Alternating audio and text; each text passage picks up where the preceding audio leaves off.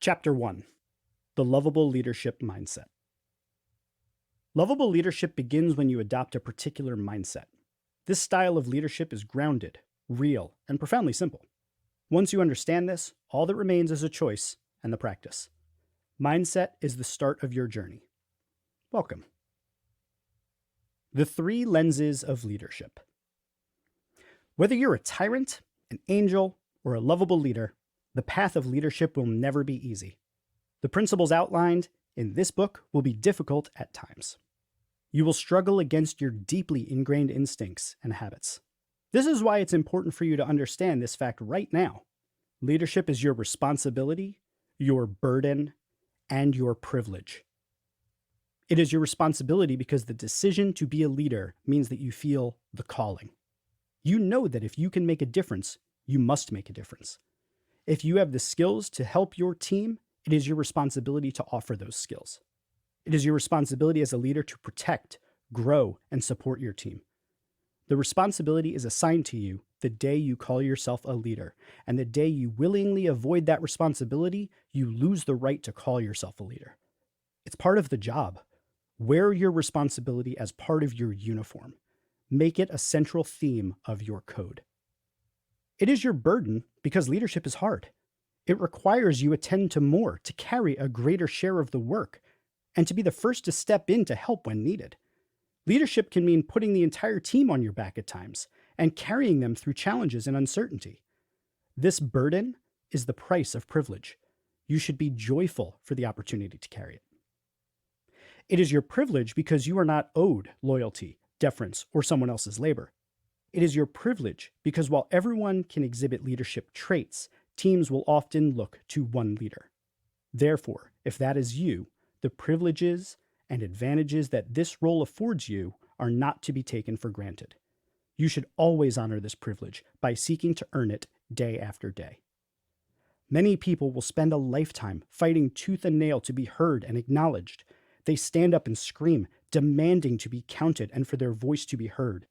If you find yourself in a position where people look to you, trusting you, charging you with protecting and leading them, then that is a privilege, and it comes with the job.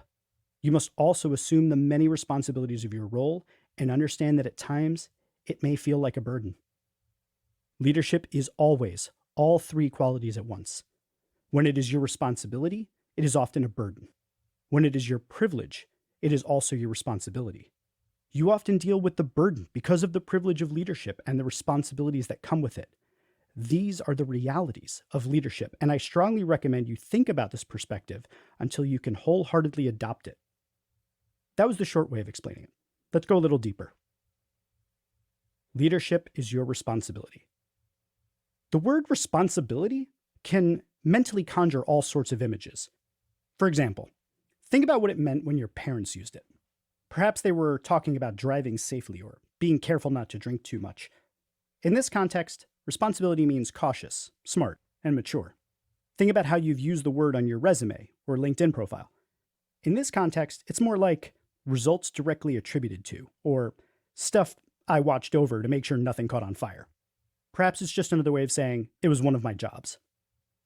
In this context, I'm using the word responsibility in a larger and potentially more aspirational context. At a high level, I believe that leaders should adhere to deontological ethics, sometimes referred to as duty ethics. If that sounds a little heavy, you may be more familiar with another example. Stan Lee, the creator of Spider-Man, wrote, "With great power, there must also come great responsibility." The quote's origin predates Uncle Ben by several hundred years, making appearances in the Christian Bible, the French Revolution, and a litany of other speeches and writings. However, since I'm a major Spider-Man fan, I'm choosing to cite the more popular usage in Amazing Fantasy number 15 from 1962. Though many people have heard that quote, what some may not know is why it is so important to the philosophy ethos of Spider-Man. For those who have seen any of the movies or read any of the old comics, I'll be brief. Shortly after acquiring his super abilities, Peter Parker has the opportunity to stop a crime from happening, yet he chooses not to. His justification for inaction in many versions of the story is that the criminal is in the act of taking advantage of a person who had just taken advantage of Peter himself. So, even though he has the strength, speed, agility, and stamina to easily thwart this crime, Peter lets the criminal go, savors a small sense of schadenfreude, and goes about his evening. The criminal then murders Peter's Uncle Ben. This is the birth of Spider-Man, the vigilante, crime-stopping hero. Peter had the power to do the right thing and stop bad things from happening. And in that moment, he chose not to. Then, that decision came back to hurt him personally. His guilt ignited something inside him that left him no other option than to accept his responsibility to use his powers to do whatever he could to stop others from feeling that pain. Heavy stuff, right? This entire scenario and the resultant worldview captures the spirit of deontological ethics, which is the theory that the morality of an action should be based on whether that action itself is right or wrong under a series of rules, rather than based on the consequences of the action. Doing the right thing simply because it is the right thing to do is a good basis for most of your leadership decisions. That said, you are responsible for more than just your intent. You are also responsible for your impact. Your best intentions don't negate the harm that well-intended actions may have. You are also responsible for how you treat each person on your team, for how your actions directly or indirectly affect your team, and for what you tolerate. If someone can't sleep because of what went on under your care, that's on you. Responsibility is a pact you make with yourself, and if you're willing to go one step further, with the world. No one asks this of you. You demand it of yourself because you choose to see doing the right thing as your responsibility, since you have the power to impact others. You have special talents. You are you, and there is no one else like you out there. Just you. You determine who you are and who you will become. This responsibility should pull at you and stretch you. It should motivate you to make the biggest possible impact you believe yourself capable of. When you choose to become the best possible version of yourself, then you know in your heart that you must lead. Because waiting around for the permission that you are allowed to lead is not an option, and waiting around for instructions is even worse. That is what I mean by responsibility. That is the mindset of a lovable leader. Leadership is your burden. At the risk of alienating my less geeky listeners, I'm going to make a few more Spider-Man references throughout this chapter. Bear with me. I promise they'll all make sense. In Spider-Man fandom and internet meme culture, there's something that's often referred to as Parker luck. In the comics, despite choosing to do the right thing, Peter Parker is chronically stuck in a series of situations in which the right thing is the most difficult option. He generally negatively impacts his own life at the expense of making the world safer. This is the other side of deontological ethics. Sometimes the outcome of doing the right thing should be considered. Peter's relationships are a mess. He's constantly in danger of failing his classes.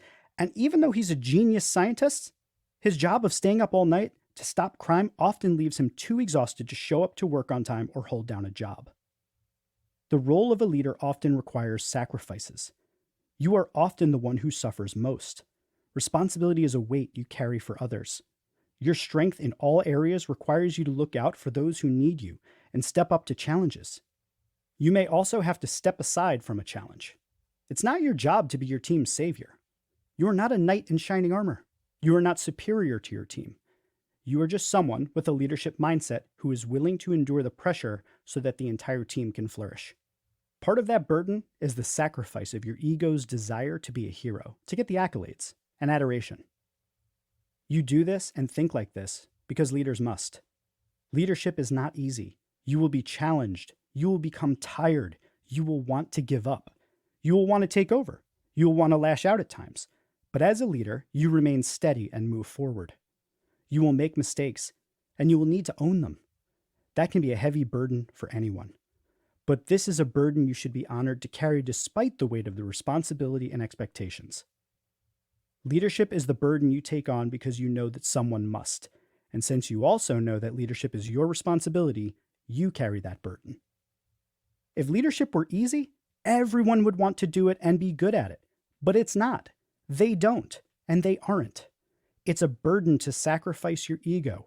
It's a burden to constantly check yourself. Leadership is your privilege. Perhaps you were asked to lead. Perhaps you were dropped into it. Perhaps you asked for it. Congratulations. In each of those scenarios, you have an incredible opportunity with clear benefits. Leadership affords you a great number of advantages that others may not have access to. Leadership roles come with additional benefits such as salary or equity. They have an implied authority, and while lovable leadership philosophy does not lean on that fact, acknowledging it is important. Leadership also gets you a seat at the table, the chance to contribute to or directly make decisions of consequence. In many cases, leaders are less likely to be replaced than the team's rank and file members. All of these are privileges, special rights or advantages available only to a particular person or group. Being a leader means that you have a unique chance to show how you wield the tools of authority, power, and control. You can shine by showcasing how you set goals, design strategy, and manage your team. These choices define you as a leader. The opportunity to make them is a privilege. Privilege does not mean to imply that you didn't work hard. However, in some cases, considering whether your path to a leadership role was made easier because of your race, gender, class, family, or connections is important. In those cases, own your luck, acknowledge that privilege, and honor it by using your position to dismantle the systems of power that systematically benefit some over others. No matter what circumstances you were born into, you are not entitled to be a leader. Leadership is not a title, it's a mindset and a way of behaving. Regardless of your title or implied authority, you are a true leader only if someone is willing to be led by you. Once you are in a leadership position, acknowledge the many benefits that come with it, embrace those advantages, and honor the opportunities that it presents to you. Honoring your role as the leader and the many privileges it affords you means that you must earn it day in, day out. Choose leadership. Are you a leader? This is a simple question, but no online quiz will help you answer it. There's no right answer to it. You just have to choose. Whether you work for a company or for yourself, whether you have a leadership title or not, is irrelevant. Being a leader is not about a job title. It is a mindset. Now understand there's a big difference between being a leader and being the boss. In my world, the B word is forbidden. We just don't use it. And I take it as an insult if someone applies it to me. Seriously, just think about how the word boss even makes you feel. In my experience, the boss draws their authority from their title, makes unilateral decisions instead of involving their team, places blame on others rather than accountability on themselves, communicates hierarchy instead of unity, is the reason good people leave. If you do not consciously decide to be a leader, you are just someone with a title, and you'll probably wind up becoming nothing more than someone's boss. You can lead in any area of life with a leadership mindset, which will guide you regardless of whether your team is made up of employees, friends, or strangers. So, before you go any further, you must answer this two-part question. Will you take the easy way out and be a boss? Or are you ready to fully step into your role and your life as a leader? Lovable leadership. Once you've decided to be a leader, you have another choice. What kind of leader do you want to be? My obvious vote is that you choose to be lovable. The lovable leader framework is actually quite simple. There are 3 basic elements: care, trust, safe travels. All 3 of these elements are expressed through your words and actions. We'll explore these in detail in the coming chapters. As the term implies, lovable leadership is simply the result of taking 2 different ideas and combining them. 1, be loving and lovable. And 2, be a leader. To be loving and lovable requires you to care about, respect, and protect your team, build strong bonds of trust, and be supportive. To be a leader requires you to be ambitious, motivate others, carry an unyielding commitment to others' growth, and align and realign your team around a desired outcome or mission. Lovable leadership incorporates aspects of many leadership styles to create one simple framework that is profoundly human. This framework is built using the vast bodies of research on influence, trust, and human nature. Lovable leadership favors easy-to-follow guidelines that simplify the complex nature of human interactions. It is not about overcomplicated power dynamics and manipulation. Unlike the general topic of leadership, this framework is not amoral. Quite the contrary, this leadership paradigm is entirely dependent on you doing the right thing, time and time again, even when presented with an easier or more profitable route. I define the right thing as that which maximizes happiness and well-being for all parties, reducing harm and achieving the best results over time. Lovable leadership isn't some fluffy, hippie-inspired tantrum I'm throwing as a response to a system that's working beautifully. It is the leadership paradigm I feel we need to embrace in a system that is not working, and we need it before it's too late. It's about bringing compassion and equity into our companies and forcing these qualities to spread throughout every level because it's the right thing to do. The real leadership struggles that lovable leaders need to address are the daily interactions with people who do not feel heard, seen, recognized, or acknowledged. They are the people who feel disrespected, overlooked, overshadowed, and talked over. They are our team members who feel uncertain about their growth opportunities, who lack a sense of purpose in their role, and who want to feel proud of what their company is doing in the world. And if I, a white cis male, which is a male born with sexual organs that match my gender identity, in this society have experienced any of this, you can bet your ass that it is absolutely nothing compared to what women, LGBTQIA+, BIPOC, neurodivergent, or people with disabilities go through. We are all in this together, and the way that our businesses operate, the behaviors we encourage, and the priorities of our leaders will not only shape next quarter's profits, but will be one more vote for the type of world we want to live in. Lovable Leader's Cheat Sheet.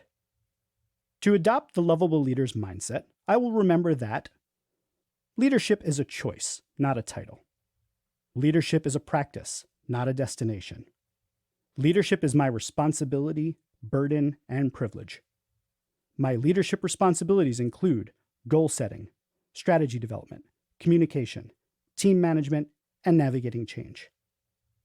Leader is just another role on the team. I will stay humble and I won't be a boss.